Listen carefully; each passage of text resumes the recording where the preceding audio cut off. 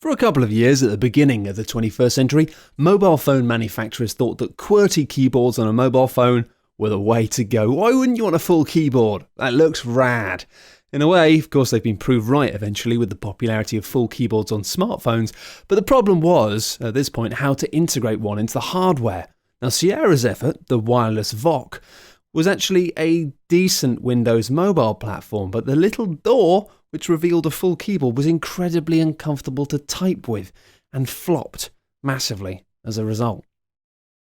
The wireless VOC may have been uncomfortable to use, but at least it wasn't as conspicuous as the F88, a phone wristwatch which looks like something out of a cheap 70s sci-fi movie.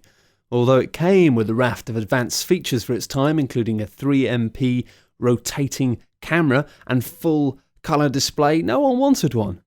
After all, it's not exactly an Apple Watch, is it? Mind you, not many people want one of them either.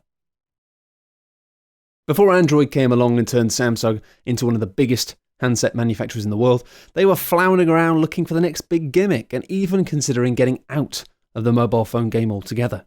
In 2007, they desperately brought out the Duke, a combination phone which used a flimsy, weird-looking swivelly screen to send it from mobile jukebox to phone. And to make it all worse, the swivel mechanism didn't lock, meaning that you could easily hang up on your friends just by accident. In the mid-2000s, the race was on to make the best camera phone, and Xcute thought they had the answer when they combined a mobile phone with a miniature camcorder. The idea at the time obviously was revolutionary, but the phone looked absolutely awful with this gigantic hinge stuck on the side. Cameras on phones, that's never going to catch on. Collaborations between technology companies and car manufacturers work so rarely that you would think that people would have just given up on this by now.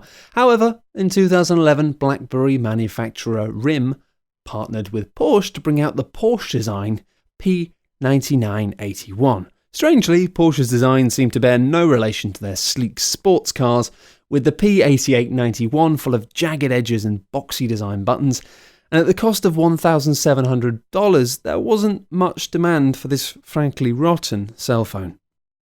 With a tiny screen which was obscured by the mirror which ran around it, and buttons which were indecipherable to anyone but the most efficient of code breakers, the Zilibri was a massive failure and contributed to Siemens getting out of the mobile phone game altogether. Frankly, Siemens haven't really been missed.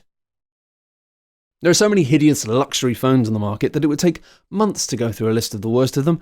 That being said, the Vertu Boucheron Cobra is by far and away the worst. By adding gold plating and cheap-looking snakes onto the casing before topping the whole thing off with some sequins, Vertu were able to charge $310,000 for the handset, which was made back in 2006.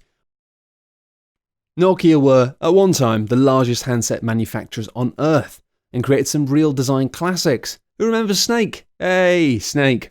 And the 7600 was essentially little boxes and had to be operated with two hands at all time. Released in 2003, the phone was a commercial failure as people couldn't envision moving away from standard phones. And why would you? This clamshell phone is the oldest on the list and actually formed the basis of one of the best-selling mobile phones of all time, the Motorola Razr, and in its original form is one of the best flip phones ever made. However, Motorola decided to paint it in Harlequin colours in an effort to freshen up the design, and ended up making probably one of the worst looking phones ever. I mean, there's no accounting for taste, but do you want this? I don't want this. Thankfully for StarTAC and most of the other phones on this list, none of them come close to being the worst looking phone of all time, the Samsung NPH N270 Matrix. Now, in the original Matrix movie, the stars used the classic phone, the Nokia 8100, with its automatic sliding cover. Very cool. And because of that, it became so popular that the studio decided to try and cash in with the sequel, The Matrix Reloaded.